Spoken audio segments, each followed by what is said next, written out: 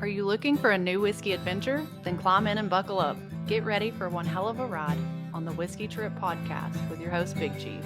Join in as he and his guests explore whiskey and dive into whiskey stories from around the world. Now here's your host, Big Chief. Folks, you know, here on the Whiskey Trip, we celebrate more than just the pour in our glass. We celebrate heritage, tradition, and the stories that make this country what it is. That's why I'm proud to tell you about our friends at the Heritage Flag Company. These aren't just flags, they're handcrafted works of art built from whiskey and bourbon barrels that once held the spirit we all love. Every cut, every nail, every burn mark tells a story of patience and craftsmanship. Just like the whiskey we sip, these flags are bold, timeless, and full of character. Whether you hang one in your home bar, your man cave, or gift it to a veteran or first responder, a heritage flag isn't just decor. It's a statement. It says you believe in freedom, tradition, and the legacy we pass down. So saddle up, whiskey family, and head over to theheritageflag.com. Use code WhiskeyTrip10 at checkout for 10% off your order. Let them know Big Chief sent you. Because just like your favorite pour, the Heritage Flag Company is made to be shared, honored, and remembered. Now let's get on to the show. Hey, it's old Big Chief from the Whiskey Trip, and yeah, we're taking another ride, baby. And I got one of my favorite distilleries of all time on the show with me today. I would consider him a great friend in whiskey. I can text him at any time. Time of day, time of night, and say, hey, buddy, I need to know this or I need to know that, and he's always there to answer my questions as a craft distiller. And I got Mr. Lee Kennedy from Leiper's Fork Distillery, and yes, they are one of my sponsors. I couldn't do it without my sponsors, the Heritage Flag Company, Guardian Coins, and Lee here. Lee, welcome back to the Whiskey Trip, my friend. Thanks, Big Chief. How are things down in Tejas? I'd say it's a little chilly here, but you would say it's probably hot. Yeah. 65 degrees. Is it really? Man, I'm jealous. It's definitely not 65 here. It's about 40, and it's supposed to, this weekend I think we're supposed to have a low of 19. So good seasonal weather for aged whiskey, but not good for for the old chilled bones. Well, in my glass tonight, I actually got 4 different expressions of your whiskey here to pour tonight. But the first expression is one of your new expressions, and it releases every March. And this is your Revenuer's Reserve. Yeah. Tell me all about this whiskey right here. So there's quite a bit of a backstory to Revenuer's Reserve, Big Chief. Obviously, I think some of your listeners may be kind of acquainted what we do at Leiper's Fork. Everything we do is grain to glass. We grow all our grains within a 10-mile radius of the distillery. So, it's important to know that we're really tied into the history and heritage of whiskey distilling in Tennessee, and then also Middle Tennessee specifically. But anyway, Revenuer's Reserve, kind of the inspiration behind that is and it's a little bit of a tenuous relation, but my third great uncle during Prohibition was a revenuer here in Williamson County where the distillery sits. And between January and March of 1925, his name was Sam Locke. He busted 73 illegal whiskey stills in Williamson County. Popular fella. Oh yeah, he was bad for business, and they were actually run by what we call the Williamson County Whiskey Ring, is what they were known as. And so on the night of March 7th, 1925, he was unlocking the key to his gate at his farm. A guy stood up from behind a rock wall and gunned him down and killed him. And so it was a major event in Williamson County. There's a lot of colorful history that led up to that murder, a lot of colorful history after that murder. And we won't go too far down the rabbit hole, but Tennessee had a very strange relationship with Prohibition, and there was a lot of illegal whiskey made here. So anyway, March 7th of 2025 of this year marked the 100th year anniversary of his murder. And so the Locke family, which that's my middle name, my mom was a Locke here in Williamson County. Between the family, the FOP, the fire department, we did a celebration of life for Sam Locke on the 100-year anniversary. And so in his honor, we did the oldest whiskey we had released at the time. So this is an 8.5-year-old Tennessee whiskey that we named. We're going to do. We only release about 500 bottles of this. We've gotten requests to relaunch it this March the 7th, but it's actually a 3-barrel blend of 8.5-year-old Tennessee whiskey. So we took some of our really nice barrels, 3 of those, blended those together for this Revenuers Reserve. And so that's kind of the backstory behind it. It's something we don't keep on the shelf all the time. We release it. We will release it March 7th here at the distillery, and then when it's gone, it won't reappear until the next March. It's got a nice nuttiness to it. This blend right here does, and at 100 proof, it actually drinks a little hotter than that in 100 proof. But I love the age, and your distillery is one of the distilleries. I tell people, if you don't like something from a distillery, go back again and revisit it because craft distillers are coming of age. But what a beautiful Tennessee whiskey right here. Well, I appreciate it. It's as it's gotten age on it, it's interesting to see our whiskey kind of change over time. And so, our bottle and bond Tennessee whiskey comes out at 5 to 6 years old. A lot of stone fruit notes in there. Christmas fruit cake. I feel like you said, this is a drier style. And it could just be these 3 barrels, but we're seeing this Tennessee whiskey get a little bit, those stone fruit kind of notes kind of taper off after they get past about 7 years old. They don't taper off; they're still there. They're just a little bit more subdued. So I feel like it's a spicy whiskey. It's a bold whiskey at 100 proof. But it's still well rounded at the same time, I feel like. You said it perfectly. It doesn't have a drying effect to it. This, to me, would be a great whiskey to drink before a steak dinner right here. If you're going to drink wine with a dinner, or a dry red wine, then with a steak dinner, then this would be perfect. Sure. Is to open up in a conversation drink right here. And that's what whiskey is all to me. Lee, for our listeners that haven't enjoyed episodes with Leiper's Fork, can you tell the Whiskey Trip listeners, how did you get started as a distiller? I mean, a lot of people in Tennessee say, "Hey, I make whiskey," but it's in your genes.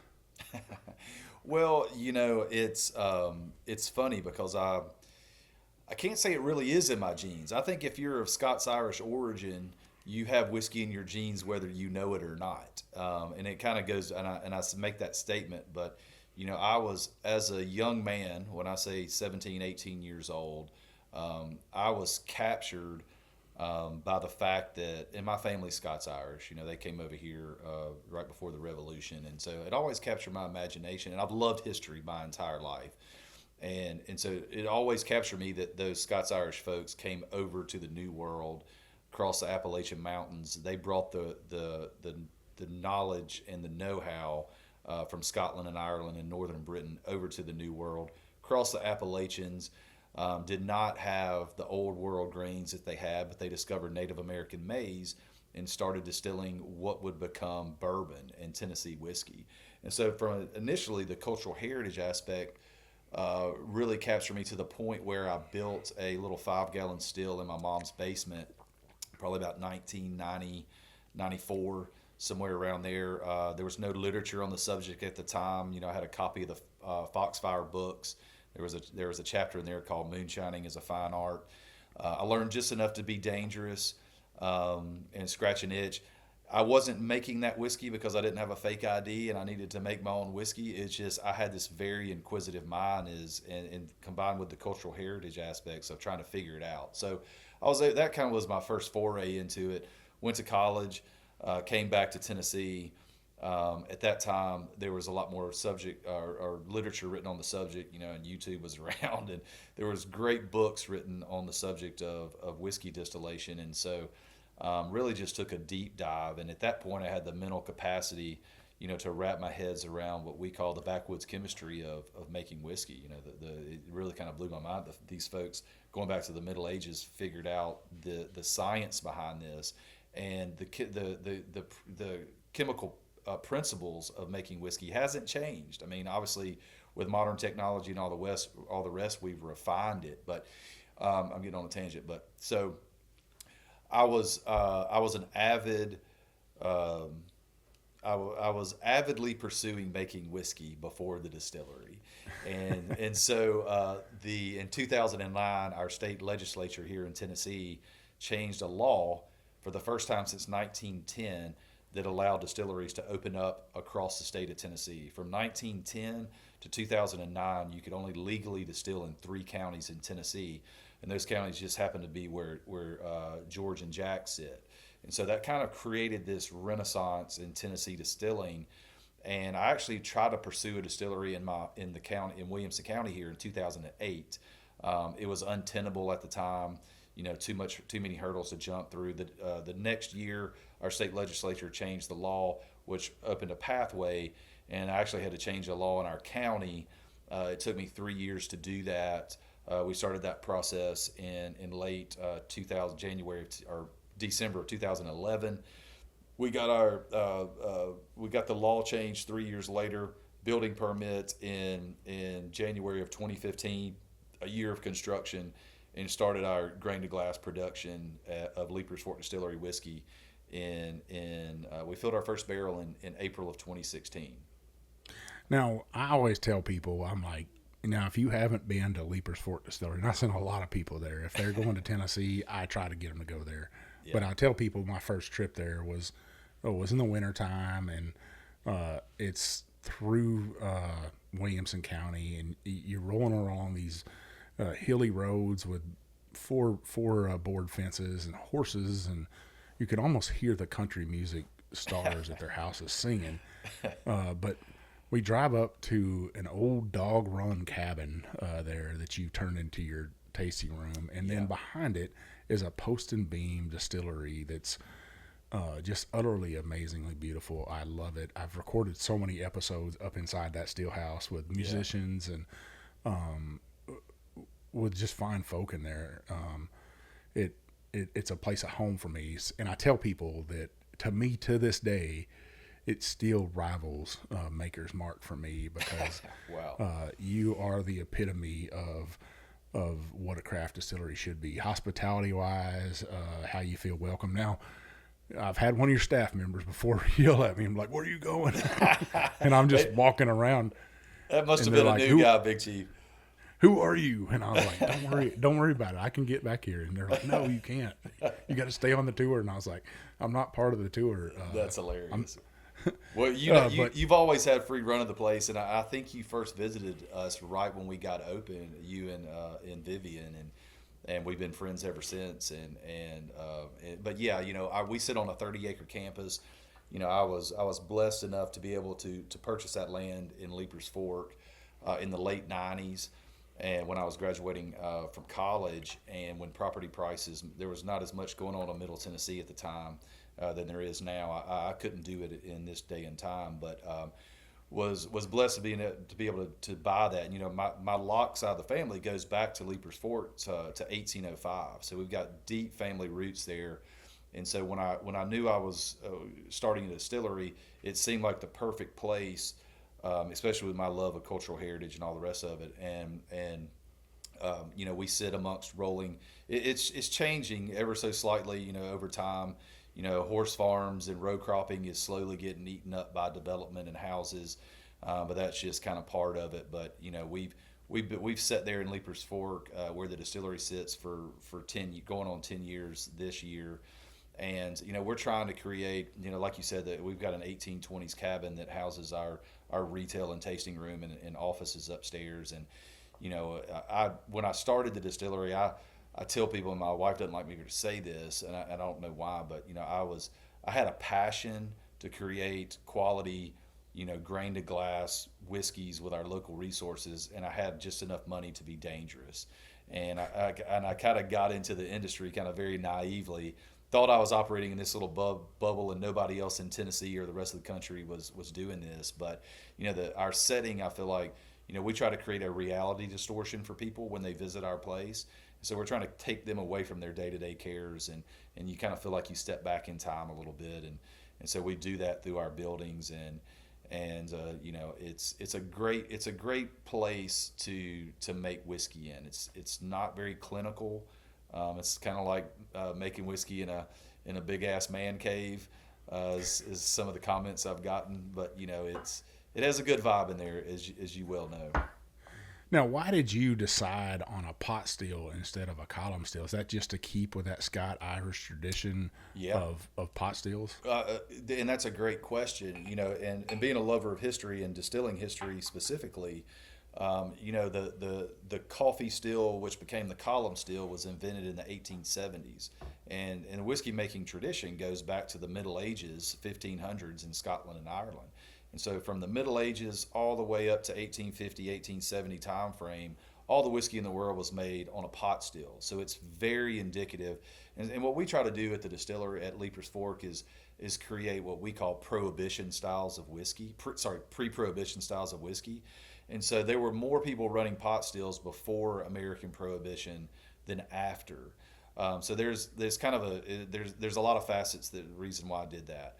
One is just the historical context of pot stills and the pre-prohibition aspect of them, and then also when you're running a pot still versus a column still, you're inherently driving over more flavor during the distillation process. It's a little bit of a cruder style of distilling, but you're driving over more flavor compounds, which creates robusts and whiskeys with a lot of depth of character. And so those three things kind of played into, and I love stills. I mean, to me, stills are functioning works of art. Vendome Copper and Brass out of Louisville built our still. It's a traditional Scottish swan neck pot still, very reminiscent of what they're doing in single malt Scotch production in Scotland today and Ireland as well. And to me, kind of thought process was, if it's good enough for single malt Scotch, it ought to be good enough for making bourbon. And it's the still's throwing off some really nice whiskey. I'd say our new make. We let people try our new make. You've had our new make, and I need to sell it in our at the distillery. But it's very flavorful. It's clean. People are shocked at how much depth of character even that new make whiskey has, and I contribute that to a certain extent to the pot still. Yeah, I remember when I first interviewed you, and I think because I'm like you, I'm just a nut on history, and I just had Vendome on as a guest. I had Mike Sherman on, and that's awesome. What a great man for knowledge of stills and stuff. Absolutely. But I think when I first interviewed you, I shocked you a little bit because I was like, "Hey, what's the angle of your gooseneck, and how does that change the flavor of whiskey if you went up on the angle or down on the angle? That's what right. would be the characteristics of that?" And that's right. I think I showed everybody in those first episodes because that was like one of my first 20 episodes I did. That I was serious about this and passion of whiskey and how to make it properly and what really goes into craft distillery. Now, you sent me a couple bottles, and it's hard for me not to open up both of them because I got one behind me right there we're going to do as a giveaway, which is a special bottle, folks, and we'll talk about that in the second half. But you also sent me a single barrel cask strength of your Tennessee whiskey. This is a 70% corn, 15% rye, and 15% malted barley. This is almost 6 years, 7 months, and it's 109.8 proof. These barrels are, like I said, are coming of age and are awesomely beautiful. I possibly could have been at the distillery at this time when you were making this. You could have been. I've been there so many times, just either to stop by or poke in or bring a friend there if we're in Nashville. And I got to see a lot of whiskey made there. The other thing that you do besides your pot still with a gooseneck is you have Cypress fermenter tanks. Could you tell listeners about those a little bit? Yeah, and that goes back to the history too. It's and I will say those Cypress fermentation tanks are a pain in the ass. And I had an in-depth conversation with one of the guys at Maker's Mark about a year and a half ago about this, and so Cypress obviously has been traditionally used in fermentation tanks going back for hundreds of years, and the thought process was, that Cypress wood is porous. So we're a whiskey house at Leiper's Fork, as you well know, Big Chief. We make Tennessee whiskey, bourbon in equal amounts, and then we sprinkle in, we make a little bit of rye whiskey, and we have different grain bills on all of those. So we're the kind of the thought process too was that the porousness of that wood grain was soaking in a little bit, kind of like you're seasoning a cast iron skillet, and a lot of our southern listeners will understand that. You know, those fermentation tanks are creating their own microbiome and taking in the character of those different mash characteristics and creating a signature flavor profile. They're open top, obviously, so you know a distillery is kind of like the microbiome of your body. You've got there's good bugs in distilling and bad bugs in distilling, and so those good bugs fall into that open top fermenter and creating complexity and esters and all the rest of it, or esters which lends to complexity and all the rest of it. But you know, really, I initially did that just for historical context. We spend a lot of time keeping those things from leaking. They are a pain. And actually, when I did that, the guy who built those tanks, Cypress, was very hard to come by at the time. And I was calling Cypress Mills down in Louisiana, and found a guy down there that was swamp logging, and he had some river cypress that he had harvested, and so the tank manufacturer was able to get him to mill those to his specifications, and so they're cool. I mean, I think they add some character, you know, as far as the diversity of the mash that's going in them and taking on that character. You know, I would say probably more than that is, you know, we use a sweet mash process versus a sour mash, which is very different in the industry. We also use a toasted barley malt, which is different than we look at that barley malt as not just an enzyme grain. We treat our barley malt as a flavoring grain. So, you know, as a distiller, you know, I approach distilling. I love the chemistry behind distilling, but I also approach distilling from a cooking aspect as well. You know, once you kind of get into this and kind of you understand the chemistry behind it, you can have preconceived notions. If I do this, hopefully I'll get this result. And so, and as a distillery too, it's like we want to make whiskeys that are stereotypical, but we also want to do little things that differentiate ourselves as far as flavor profile.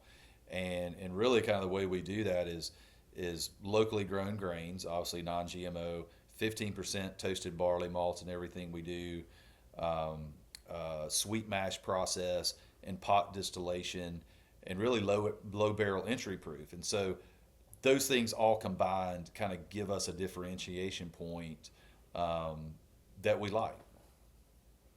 I mean, I love the explanation and stuff, and I'm sipping on this whiskey right here, and what a big difference between the 100 proof revenuers and then this right here, the single barrel.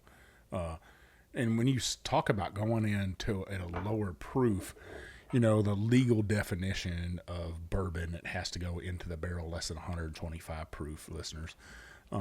But if you went in at a lower proof, this barrel entry right here was 110. Some go at 105.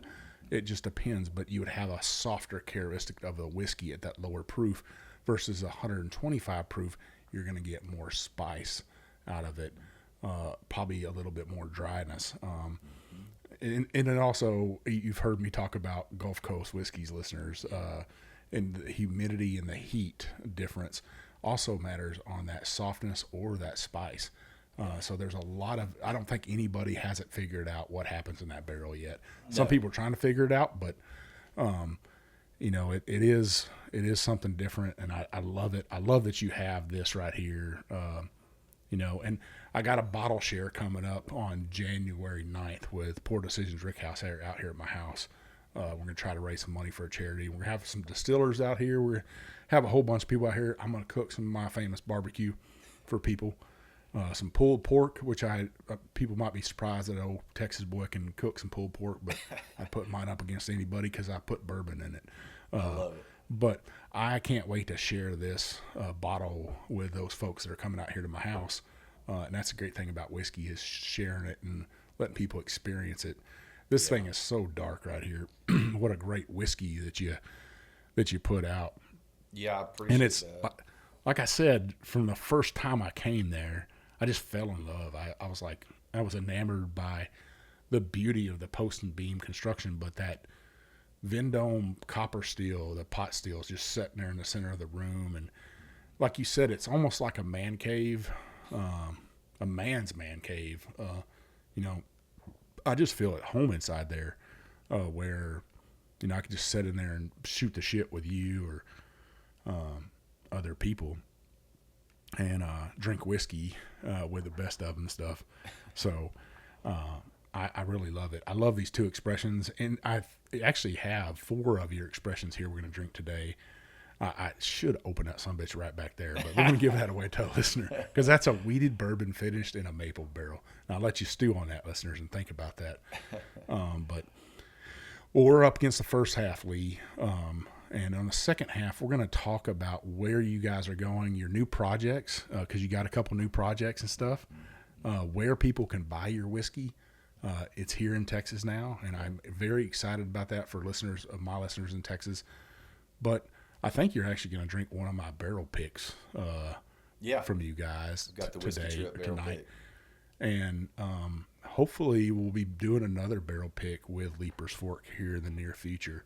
That way listeners can get to experience what I experience. Listeners, we'll be right back. Leiper's Fork Distillery is an artisan distillery working to bring back the history and heritage of a small batch whiskey production to Williamson County. The distillery crafts premium spirits using local ingredients and limestone filtered water to create superior spirits with a signature taste. Yeah, I love their wheated bourbon. Leiper's Fork Distillery is characterized primarily as a low-volume, low-impact concept of production. They are excited and honored about bringing back a lost art and industry to a county that always puts its history and heritage at the forefront. Visit them today at leipersforkdistillery.com. All right, listeners, we're back for the second half, and I'm here with Mr. Lee Kennedy from Leiper's Fork Distillery. Yeah, they are a sponsor, and Lee, I can't thank you enough. I know it probably is a pain in the ass because I'm sure you do have people knocking on your door all the time and saying, stick their hand out and give me. But I know for a fact that I got folks that come in there and say, hey, Big Chief sent me. And I love that. Or if somebody says, hey, I went to Leiper's Fork today because I heard on your show that I had to visit this place. And, in Tennessee, there's a standard, and you are the standard for craft distilleries there. Thank you. I know people go to Jack and stuff, and I was talking before the break. I wanted to finish up with that distillery pick right there, the distillery exclusive. And listeners, this is what I would compare that to right now for you. If you've had anything from Jack Daniel's that's Coy Hill, the single barrels and stuff, this Leiper's Fork distillery exclusives will stand up right against that. Same proof, same Tennessee whiskey you're used to. Check it out. You're gonna be disappointed if you don't go buy a bottle of this. And hell, you probably saved yourself some money. And you're helping out a family. Truly, I believe that.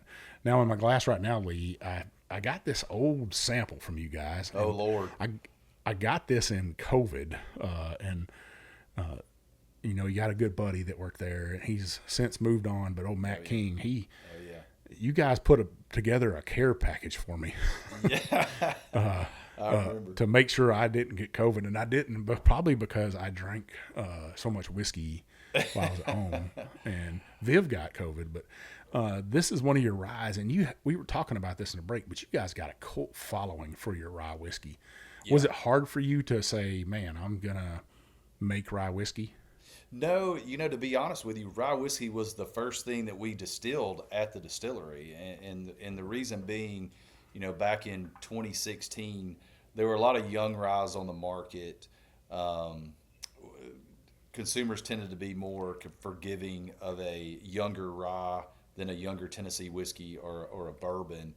And then also, rye whiskey picks up quicker oxidation in the barrel. So it has a tendency to mature a little quicker than a bourbon or a Tennessee whiskey. So, Big Chief, on that bottle, does it have a number? Does it have a letter and a number like an R? Or does it say R5 or anything like that shows the grain bill on it? No, it may not have it on there because we went through 7 different grain bills when my Tennessee whiskey and my bourbon were pretty locked in on the grain bills. This one was I think a 70% rye. Well, then that's a different grain bill. So our which is super rare. So we released our standard rye grain bill is 55% rye, 30% corn, and 15% toasted barley malt. So more of a Kentucky style. Yeah, we call it a southern rye style of rye. It's I've talked to some other old time distillers in Kentucky and across Tennessee, and they'll say that, you know, it's kind of weird that rye became the predominant small grain in bourbon because we don't grow it as well down here. And we're growing rye successfully in Williamson County right now. But wheat is a lot easier to grow in Tennessee and Kentucky, so it's kind of weird that it didn't become the predominant small grain. But so we did a southern style. Yeah, I feel like that 30% addition of corn kind of rounds out some of the edges off that rye, and it's a really pleasant experience. Still a lot of depth of character in there, and that to me, some 90 to 100% rye, they can be, you know, pretty medicinal, and that 55% rye, 30% corn kind of gives it takes some of the sharpness off of that rye, and we only do 50 to 75 barrels of that per year. It's the oldest whiskey we've got right now. We'll be releasing 10-year-old rye next year, and it's we can't keep up with demand on for our rye whiskey. So it's, you know, it's a good problem to have, but, you know, rye whiskey is a hard grain to manipulate. Has a lot of pectin in it, which they make Jello out of in the seed coat, so it gums up equipment. It has a higher protein count, so it reacts during fermentation a lot more than a heavy corn grain bill, and so our yields tend to be a little bit lower off the still, usually by about 15 to 20%. So you spend a lot more time working with it, and you get a lot more less reward off the still from it. But it's I usually have to, you know, I've got to encourage my distillers once they're about, you know, 40 barrels in, like let's push on through this thing. But yeah. It's lovely to get something like that, and it says bottle number 1. So I'm sure what happened was it got thieved out of a barrel, and that barrel went back. And that's right. I'm just a lucky guy to, yeah, you know, and I feel so grateful that I do get expressions of whiskey given to me all the time to try. And you know, I got some in the mail from Kevin Holy the other day. He's working on a distillery, and said, "Hey, could you try this, Mike?" Or even there's a place here in Texas, right in Beaumont, Texas, called Sam's Package Store. Folks, if you're in Beaumont and you want to go see a fair price, go to Sam's Package Store. They called me, and they had a single barrel pick from Old Forester and said, "Hey, would you like a bottle of this?" And hell yeah, I want a bottle of it. I want to try it out. I want to tell people what are you picking and stuff. But I've always feel blessed to get stuff from you guys, and hopefully I continue to get stuff from you guys. Mail day for me is an exciting time here at the Hyatt household. You guys have really been busy expanding, not just in your backyard, which you've won. We're getting there. You have taken my advice. I always tell people, hey, win your backyard, win your neighborhood, win your state. And I think you've really done that. But you've recently expanded in Tennessee to some other distilleries or experimental distilleries. Tell us about that. Yeah, you know, and we've opened a tasting room / cocktail bar in downtown Franklin, which is where the distillery, you know, it's 4 to 5 miles right from downtown Franklin, and in an effort to double down in our own backyard, like, you know, and I took that advice to heart, Big Chief, and so that cocktail bar tasting room gives us a lot of organic brand awareness through folks visiting, from a tourism standpoint, our local market. And then they go back to places like Texas or Atlanta or Chicago, and then they request our whiskey, and it helps us with outside distribution. But, you know, it's you and I have talked offline about some of the frustrations with the 3-tier system and things like that. And, you know, between 2015 and really 2023, we had exponential growth in the American whiskey category. There were distilleries opening up left and right, non-producing brands coming online, backed by institutional equity. You know, you had the big legacy players 4Xing their capacity on production. And so for a guy that's like me at Leiper's Fork, that we kind of keep our head down, we're kind of true to what we believe is what's right for the whiskey, grain to glass, attention to detail, all the rest of it. With not a big marketing budget behind us for picking up other territories, it really put us at a disadvantage. And so we realized, like, in an effort to double down in our own backyard, and we're still growing Memphis, Chattanooga, and Knoxville.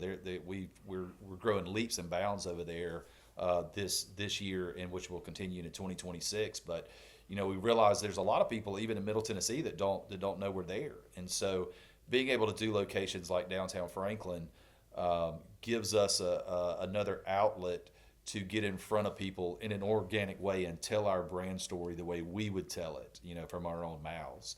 We're opening up a location in downtown Nashville with the same impetus. We're going to move our pot still to Nashville, drop a larger one in downtown or in Leiper's Fork, and we're going to be doing meaningful distillation in downtown Nashville using local grains, all the rest of it, just in an effort to get in front of more people in an organic way, to be able to tell our brand story and really kind of help with brand awareness as people travel to Nashville. Nashville's become, one of the top 5 destinations for visitors in the country. And so getting in front of those people and pointing them down to Leiper's Fort, we're kind of, in essence, kind of creating our own little mini trail. And then, so like, say somebody's visiting from Houston or Dallas or Austin or San Antonio, they come to Nashville and they may not have heard of Leiper's Fort Distillery that sits in Leiper's Fort that's 40 minutes south of Nashville, but they have a really good chance of seeing us in downtown Nashville. We're able to tell our story there, do meaningful distillation, point them to main campus, and then they go back to Texas or wherever they're from and ask for the product. So it's, I try to keep the long-term focus in mind, and it's a way to grow the brand, getting in front of people one person at a time, if that makes sense. Yeah, I mean, I love that. I want people to get in front of one person at a time. I think the old way of doing liquor tastings, of going to the store and hoping that a whiskey drinker walks in, when probably 70-80% of people that visit a whiskey store or a liquor store are going in there for vodka, or they're going in there for beer, or they're going in there for the ready-to-drink cocktail, or these, I don't even know what to call them anymore, White Claw or Truly or any of those. They're going in there to buy those. They're not going in there to buy whiskey, and they That's don't true. like whiskey at all. And I would say what kind of dovetails into that is, during COVID, from 2015 to COVID, we had this crazy growth going on, and then COVID hit, and it kind of poured fuel on that. People were sitting at home. They were buying by the bottle instead of by the glass. They were tending to overconsume, and they were starting. I was doing that. Exactly. They were starting bourbon clubs. They were starting, they were listening to podcasts. They were collecting whiskey, and so people's home bars became massive. And so now, 2023 and a half hit, and there was a trend towards moderation. People were like, hey, I've got all this whiskey sitting at home. I need to go through this. And so, things have kind of, we're really kind of back in the industry to 2019 sales levels. I was telling you before the show started, we're up 30% at Leiper's Fort Distillery, which is kind of an anomaly in the industry right now. And we've done that through really speaking to whiskey-centric people and whiskey nerds, if that makes sense, that people actually care where the whiskey in the bottle comes from. And so that's, we've kind of kept our head down. If we were distributed in 25 states and that was our primary revenue, I would be kind of nervous right now. But it's, people are still craving whiskey experiences, and so half of our sales every month happen at Leiper's Fort Distillery proper. And people are still wanting to engage with producers, especially authentic producers. And so that's kind of informing our decision about Franklin and Nashville. But, we're blessed to be sitting, in the position we are. But, yeah. Well, I think it's good to hear that you guys are up 30%. And, I think a lot of the big brands are hurting, but they've tried to mimic what craft distillers are doing. They're trying to put out different expressions. I mean, look at Jack Daniels. For the longest time, Jack Daniels made one thing. Yeah. Jim Beam made one thing. Sure. These brands, now they're trying to do as many craft things they can do at these big brands, and people are ooh and gaga and over it and stuff. And the whiskey, it really does matter.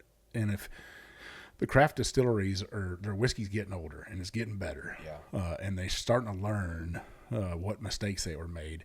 Yep. So I think proof's in the pudding and stuff. These craft distilleries, they've won their market. Where, Jim Beam, only so many people are going to go out and buy a Jim Beam white label. That's their money right there, right? Or, Buffalo Trace, their money maker is Fireball, which people know. But the big brands don't need the help.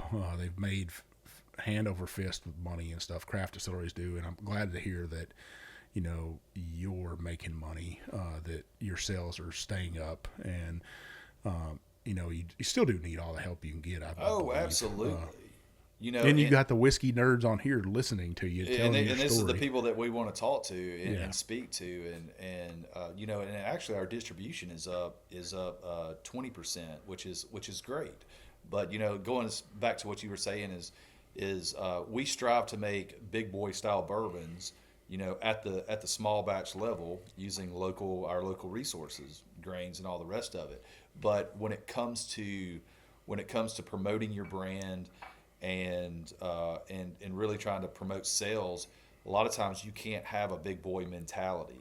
And so I develop the situation every day. It's like I've been in this for 10 years, and you gotta realize your strengths and weaknesses, and kind of play to what makes you strong, and we're family owned. You touched on that a minute ago, and so I don't have to sell that much whiskey, comparatively speaking, to be wildly successful.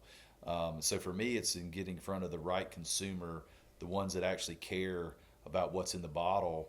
We're not necessarily a volume play, and so it's a different kind of philosophy. Well, I poured my last pour of this episode, and I'm almost about to damn cry right here, because I've had this bottle since COVID. This is a cast strength wheated bourbon. Matt made this up as a joke to me, but I've had this bottle. I'm the only person that has gotten a drink out of this thing forever, and I'm gonna show listeners that he made me a little Wheaty King of Kentucky bottle, and it was filled with wheated bourbon from you guys. And this is the last pour. It's breaking my heart to drink it. Maybe I'll get another one. I need to send you another bottle of the Whiskey Trip pick, which was barrel 446. I'll throw one of those in the mail to you. It's barrels like this right here, bottles like this that keep us keep it. I guess what I'm trying to say is, episodes like this, sometimes I can feel like I record an episode. I feel like a machine sometimes. But it's episodes with friends like you that reinvigorate me, that make me want to strive to be better, that want me to tell a story to help a brand out and stuff. And I feel like that with everybody, but sometimes it feels like, oh man, I'm just waking up and rinse, repeat, and wash, rinse, repeat, and go on about life. But it's shows like this that really matter to me. Now, you guys, I called you the other day, or texted you, and you're like, I'm in London. And I was like, oh, okay, I know what you're doing over there. Yeah. But you guys have launched overseas. How has tariffs affected you since you've done that? Because a lot has changed since you guys first launched over there. Sure. And the tariff situation is so fluid, especially when all the news was going on around about tariffs, and I won't get too long-winded on this, but I would say the biggest way it's impacted us is on components. So glass, closures being, we have an all cork closure. We don't grow cork trees in the U.S. And sadly, all of our glass manufacturers, a lot of them left during COVID. And so really the biggest impact, if we were a large legacy brand and say 30% of our revenue was derived from international markets, we would be feeling the heat. It would be painful. We do sell in the UK market. We've been selling over there for almost 3 years. And we take that philosophy of who we're working with in the U.S. kind of to the UK. So we're with some really cool accounts over there, like the oldest spirits merchant in Europe. They've been in the same building in downtown London, in St. James, London, for 300 years. And we're the first Tennessee whiskey they've ever carried in their 300-year existence. So, what's that store? That's called Barry Brothers and Rudd. It's a fascinating history. You can actually get a tour of it goes down like 4 levels underground, and they do single barrel picks with us. And so like for us, it's not trying to blanket the UK. It's being with the right people in the right places, which makes it easier. We don't sell in Manhattan. And so, but when we eventually do, if we're able to walk into a retail buyer's office and say, well, this is what we're doing in London and this is who we're doing it with, it gives us a little bit of street cred. But I kind of got off anyway, it's been and we actually won Whiskey of the Year in the largest blind taste test across the UK last year. Our Bottle and Bond bourbon won Whiskey of the Year with the Whiskey Club, which is attached to the Whiskey Shop. 3,000 members, massive blind taste test, and we were very shocked about that, and they were shocked as well. We beat out some single malts, which was cool. But anyways, that's pretty special. It was. It's really good. But we take a haircut selling in the UK, not really from the tariff situation. I think there's a 10% tariff coming from UK spirits coming into the US. We're currently not paying one going the other way. Shipping costs, importing costs are more extravagant, or add layers of costs. Our margins aren't as good. But really, from the tariff situation, we were selling limitedly in Canada. We hadn't had an order from Canada in a year, but it was such a small. So I would say, for the small players, it's if you've got a big international footprint, you're feeling the pressure. If for us, where we're so focused domestically, other than the UK, other than our components, we haven't really felt the squeeze like a lot of folks have. You're having to learn because you launched in Texas and you're still kind of learning the ropes in Texas and stuff. Oh, sure. And, I think once you get Texas down, Texas is going to fall in love with you, and hopefully I help with that, and we'll do a single barrel pick and see if we can get that single barrel pick here in Texas, and folks will just go goo goo gaga over it and stuff. That, to me, that's what matters and stuff. Besides changing the stills out and stuff, any other big things happening at Leiper's Fork to where it's going to be major changes with you? Any experimental stuff? We're doing experimental stuff all the time that usually become gift shop exclusives or distillery exclusives. We did a tequila barrel finish. We're starting to standardize our double oak series now. So we're always playing around with different things, but the mark of a professional is consistency. And so like we realize that Tennessee bourbon and rye whiskey is kind of the mainstays. Like consumers understand those products, so we realize for longevity, we need to do those three things right, and then that gives us room to play with other things. Like, as you well know, we've laid down single malted expressions of all the grains we use: single malted corn, rye, barley, and wheat, and so we generally tend to release those at the distillery. As we have more of those coming online, we'll be able to filter them out into the marketplace. So one of the things that we'll probably release in 2026 is, now that we're getting older, we're growing our brand identity as a bottled and bond distillery. So most consumers know if they see bottled and bond on the label, then the distillery on that label made that whiskey.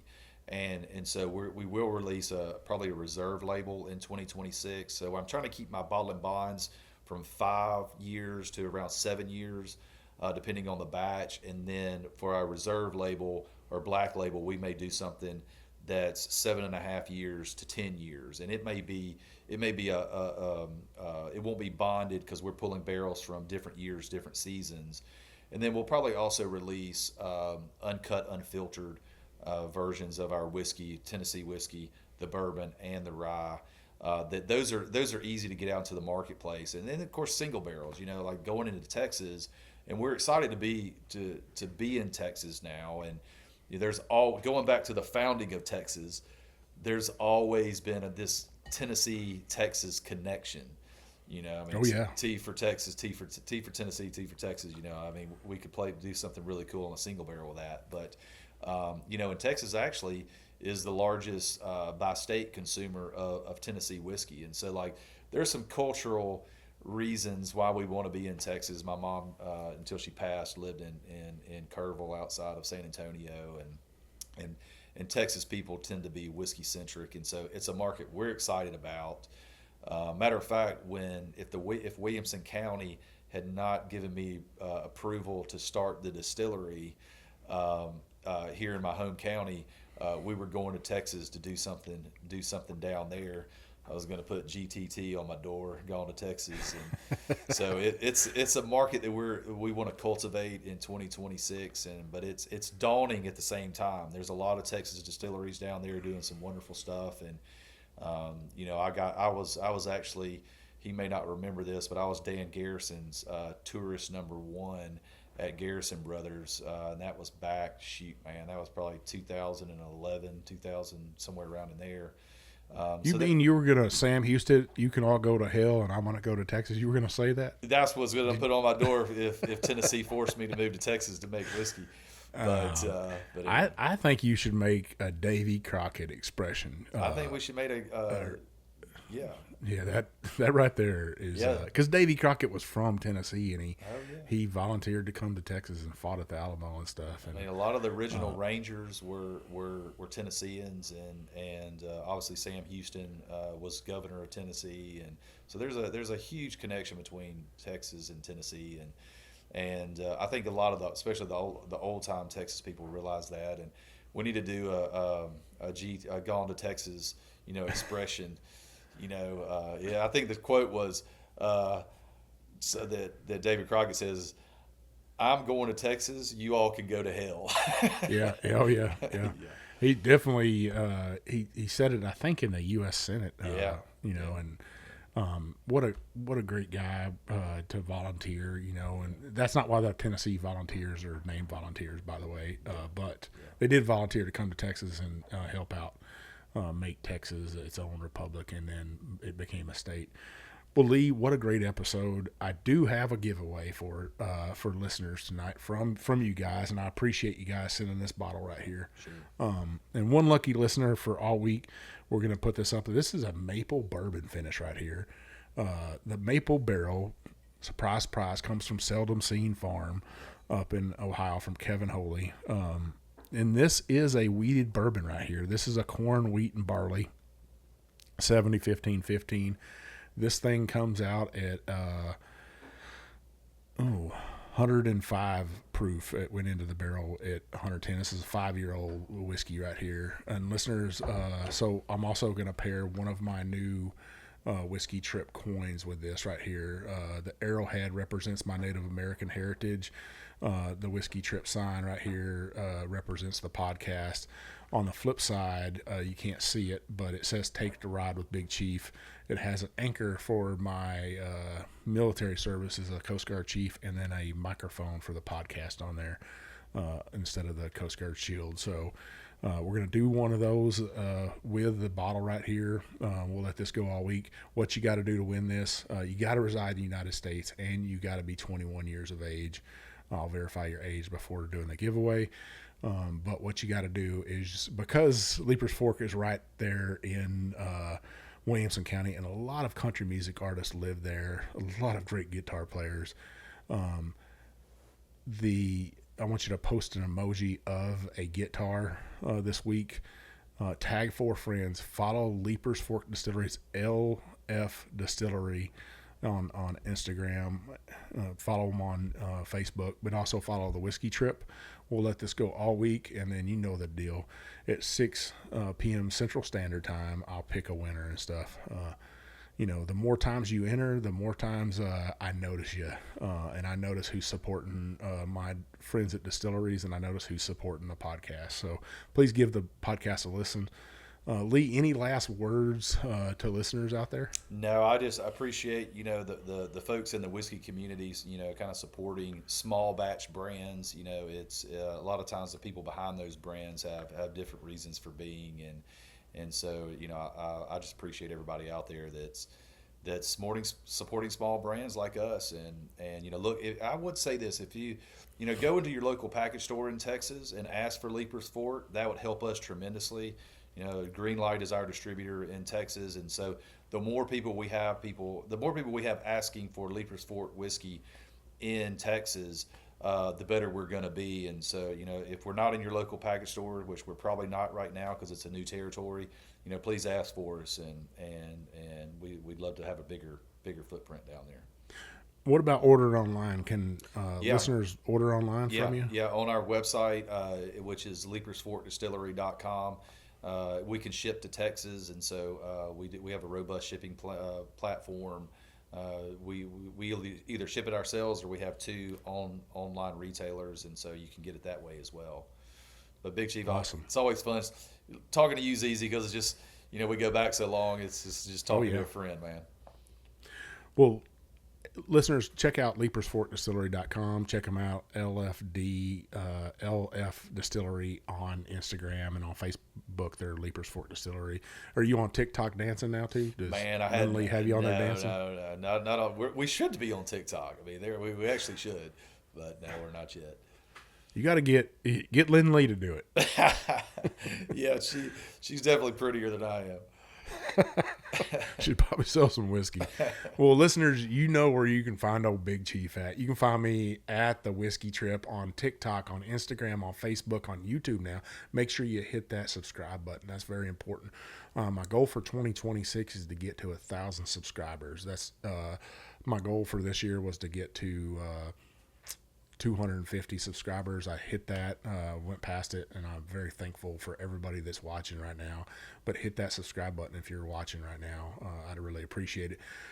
Big thank you to everybody that's left me a review on Facebook. I hit 100 reviews. That was my goal for this year, to hit 100 reviews. It really mattered to me to hear your voice on there, and I love to see the reviews there and the reviews on Apple Podcasts. As I always say, if you're listening to me on Apple Podcasts, listen to Matt and Mark from the Bourbon Life, the great content they put out.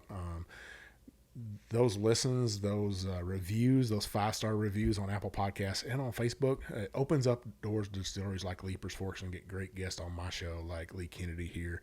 Great content for you to watch on YouTube, or if you're driving to work for 30 minutes and home for 30 minutes, it gives you something to focus on, and then you want to go home and order some Leiper's Fork whiskey off their website.